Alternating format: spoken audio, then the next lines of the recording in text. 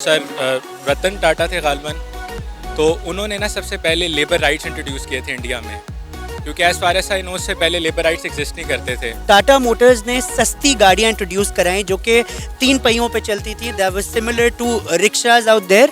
और जब वो लोकली मैन्युफैक्चर्ड उन्होंने गाड़ियाँ इंट्रोड्यूस कराई तो वो आम आवाम जो कि पहले मोटर बाइक्स पे जा रही थी, साइकिल्स पे जा रही थी, अब वो गाड़ी अफोर्ड कर पा रही थी। का जितना भी जीडीपी है, Tata is a huge part of it as well. Tata Motors पूरी का बजट पाकिस्तान के बजट से ज़्यादा है। मतलब पाकिस्तान में तो कोई चीज़ आती नहीं है, मतलब they absolutely smoke in corporate terms, तो वो तो बहुत आगे हैं। रतन टाटा ने एक तो सबसे पहले शादी नहीं करी, उन्होंने अपना सारा कुछ इन्वेस्ट किया इस कंपनी के अंदर।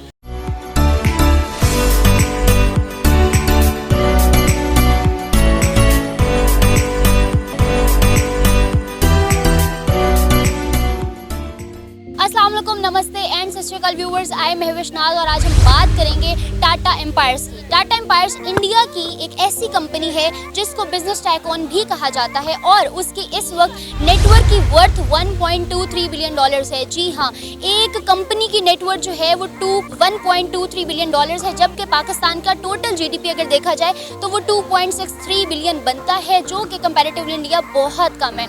आइए हम लोगों से जानते हैं कि ऐसी क्या वजह है कि कंपैरेटिवली इंडिया पाकिस्तान का टोटल जीडीपी उनकी एक कंपनी के मुकाबले हमारा जीडीपी इतना कम जा रहा है। इसकी क्या वजह है? क्या पाकिस्तान तरक्की नहीं कर रहा या करना नहीं चाह रहा, और इंडिया की उस कंपनी की इतनी तरक्की की क्या वजह है?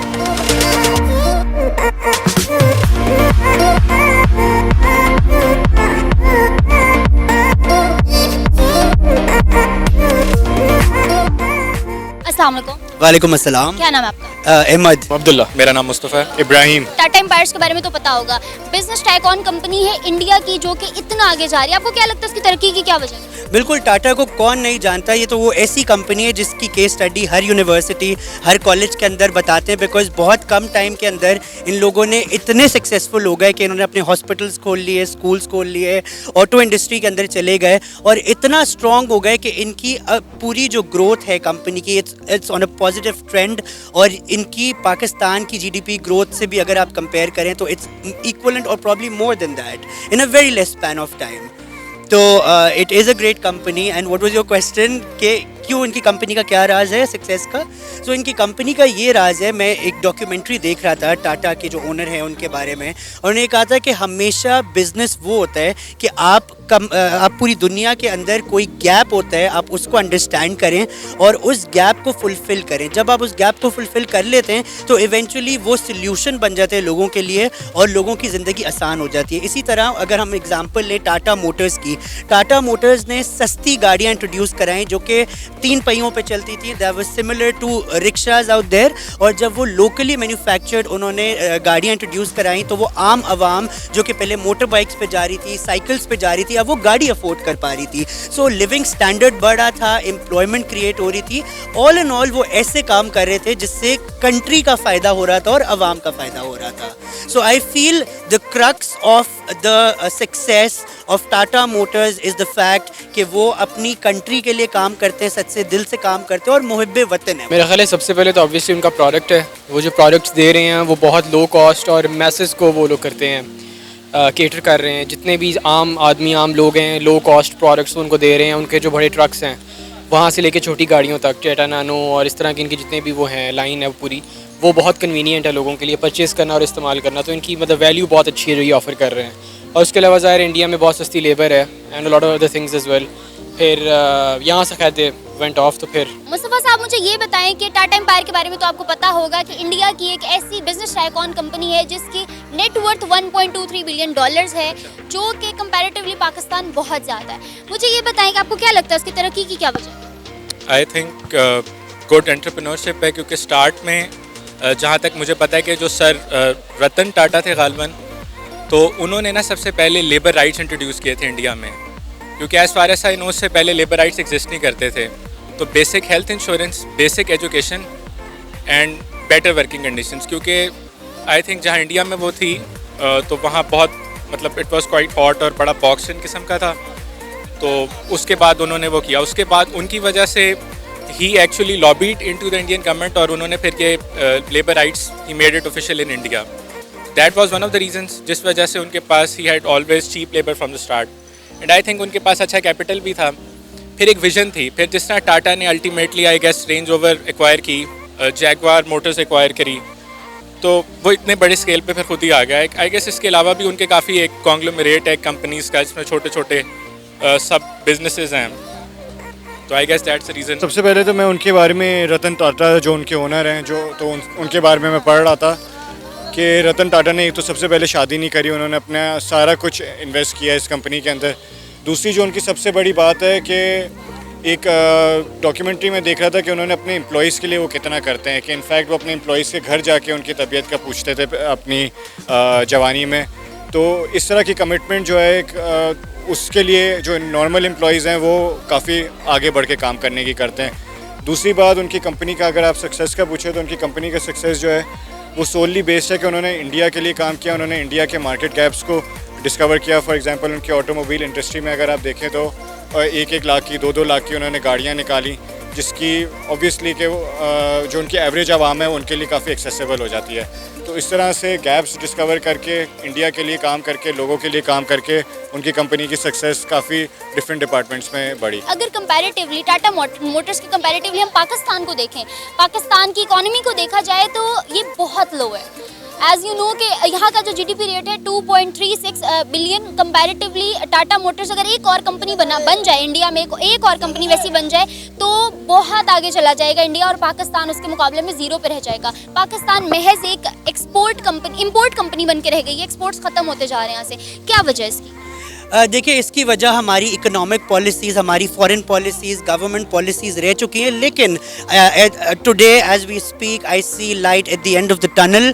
मैं जो सीपेक का प्रोजेक्ट है या जो गवर्नमेंट पॉलिसीज़ हैं, आप देख सकती हैं हमारा जो है जीडीपी बढ़ता जा रहा है, हमारी करेंसी स्ट्रॉन्ग होती जा रही है, हमारा नेट ट्रेड जो है export minus import that is increasing. Eventually thanks to Covid हमारा एक्सपोर्ट भी इंक्रीज होता जा रहा है, हमारी textile industry positive trend show कर रही है।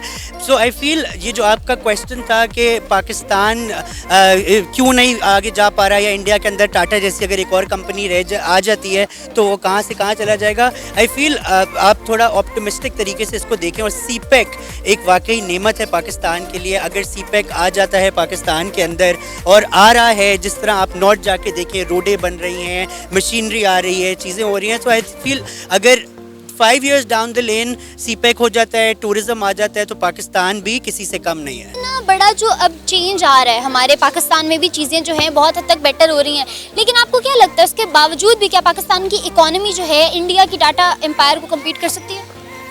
मुश्किल है। अब ऑब्वियसली बहुत बड़ी मार्केट है वो। इन नंबर्स अगर आप देखें तो प्रोपोर्शन वाइज ऑफ कोर्स हम कर सकते हैं, लेकिन अगर आप इसकी बात करें कि हम लोग उस लेवल पर पहुंच जाएंगे या एग्जैक्ट नंबर्स में हम उतने हो जाएंगे, दैट्स ऑब्वियसली डिफिकल्ट बिकॉज उनका साइज़ बहुत बड़ा है हमारे से। हाँ, अगर आप प्रोपोर्शन के ऊपर देखें तो definitely we can do it, उसमें ऐसी कोई बात नहीं है, लेकिन चैलेंजेस बहुत है हमारे ऊपर भी।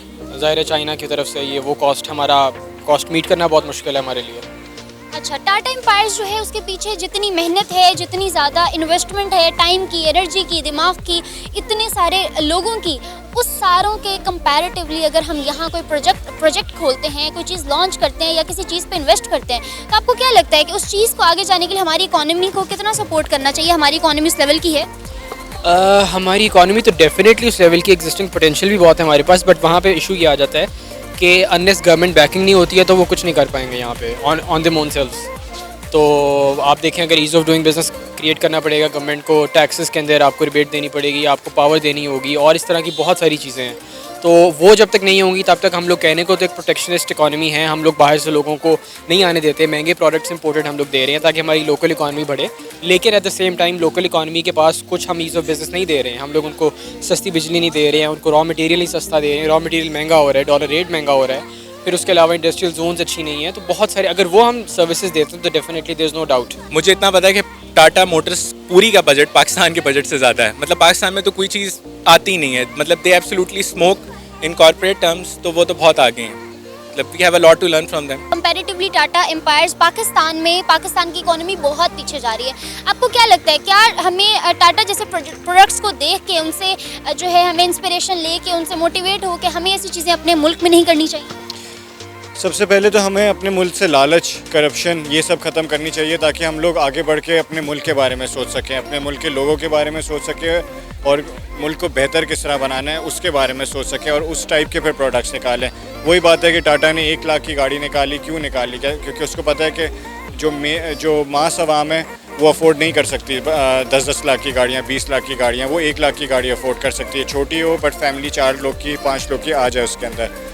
तो अगर हम इस तरह से सोचें तो और काफ़ी इंडस्ट्रीज इस तरह से खड़ी हो सकती हैं जो कि आवाम के लिए एक्सेसिबल हो। आपको क्या लगता है, क्या इस सारे में टाटा एम्पायर्स को खड़ा करने में और आगे लेके जाने में इसकी गवर्नमेंट का हाथ है, और यहाँ हमारे पाकिस्तान में भी हमारी गवर्नमेंट रोल प्ले कर सकती है?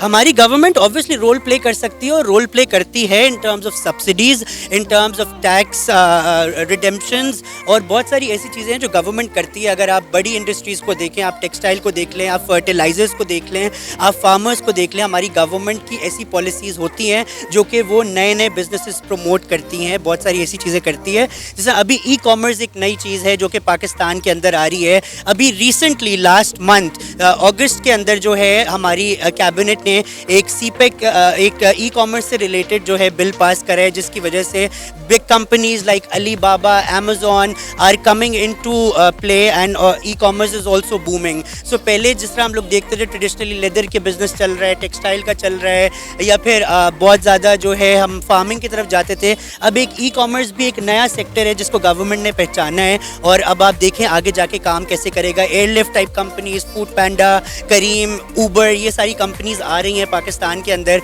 इंटरेस्ट ले रही हैं। So I feel economy is actually on the boom and it is showing an upward trend, and in future 2 years down the lane Pakistan will be a solid country and it will give a very tough time to India. Tata empire जो है अपने मुल्क के लिए, पूरी दुनिया के लिए तो वो बेनिफिशियल है ही है कि पूरे मुल्क में जो है उनके इंपोर्ट्स एक्सपोर्ट्स चल रहे हैं, वो लोग बहुत ज़्यादा एक्सपोर्ट्स कर रहे हैं, हर छोटे से लेके बड़े से बड़ा प्रोजेक्ट तक उनका प्रोडक्ट जो है वो मैन्युफैक्चर कर रहे हैं। वो लोग अपनी कंट्री इंडिया के लिए वो कितनी बेनिफिशियल है? ऑब्वियसली बहुत बेनिफिशियल है। I think they contribute a huge part two the GDP. तो उनका जितना भी जीडीपी है, Tata is a huge part of it as well. इसके अलावा मेरा ख्याल है कि वो एम्प्लॉयमेंट बहुत ज़्यादा जनरेट कर रहे हैं, प्रोडक्ट्स दे रहे हैं, फिर लोकल प्रोडक्ट इस्तेमाल हो रहे हैं लोकल इंडस्ट्री को बूस्ट करने के लिए। तो वो उससे उनका सिर्फ यही नहीं बल्कि जो अपना इंपोर्ट एक्सपोर्ट बैलेंस है, तो वो काफ़ी सारी चीज़ों के अंदर ये लाइक मल्टी लेवल इसकी एक सपोर्ट है इंडिया की इकोनॉमी को। टाटा एक ऐसी कंपनी है जो एक छोटी से छोटी माइनर चीज़, एक सुई कंसीडर होती है, सुई से लेकर बड़े से बड़े प्रोडक्ट्स को मैन्युफैक्चर करके इंपोर्ट और एक्सपोर्ट करती है वो। आपको क्या लगता है कि क्या पाकिस्तान में इस चीज़ को इनहैबिट नहीं करवाना चाहिए? पाकिस्तान में बिल्कुल करवाना चाहिए, और बल्कि कोरोना में ऐसे हुआ भी। कोरोना में क्योंकि मास्क की काफ़ी शॉर्टेज थी, तो जिस तरह मैसी फर्गसन हमारी एक बड़ी मशहूर कंपनी है, तो they actually started making their own mask. फिर इस तरह मल्टीफॉर्म वाले उन्होंने अपने मास्क खुद बनाए। तो जितनी बड़ी कंपनीज जब वो फील करती हैं कि इतने एक डेफिसिट पे चीज़ है, तो बजाय बाहर से इंपोर्ट करवाने के उन्होंने ये सैनिटाइजर्स और ये चीज़ें काफ़ी ज़्यादा खुद बनवा ली। तो आई गेस हो रहा है वो, जिस तरह वो कहते हैं ना, necessity is the mother of invention. जब ज़रूरत पड़ेगी लोगों को खुद ही होगा। आपको क्या लगता है आने वाले फर्दर टाइम में जो है इंडिया के अंदर टाटा जैसी और कंपनीज बनेंगी, या पाकिस्तान भी इस चीज़ में कुछ करेगा? इंडिया तो फॉर श्योर वो आईटी में काफ़ी बूम कर रहा है, क्योंकि उनकी गवर्नमेंट फोकस कर रही है, उनके जो यूथ फोरम्स हैं वो इसके ऊपर फोकस कर रहे हैं, तरक्की के ऊपर फोकस कर रहे हैं। हाँ, उनके अंदर अपने कल्चरल इश्यूज़ हैं जैसे पाकिस्तान में हैं, बट वो उस सब को हटा के they know what to prioritise. और पाकिस्तान की अगर बात करें, पाकिस्तान के अंदर भी कंपनीज़ आ रही हैं जैसे ऊबर हो गई, करीम हो गई, फूड पैंडा, दराज एक्सेट्रा। तो वो भी काफ़ी जॉब अपॉर्चुनिटीज़ क्रिएट कर रहे हैं, लोगों के माइंडसेट चेंज हो रहे हैं वहाँ उन कंपनीज़ में जॉब करके कि you know where the world is going towards.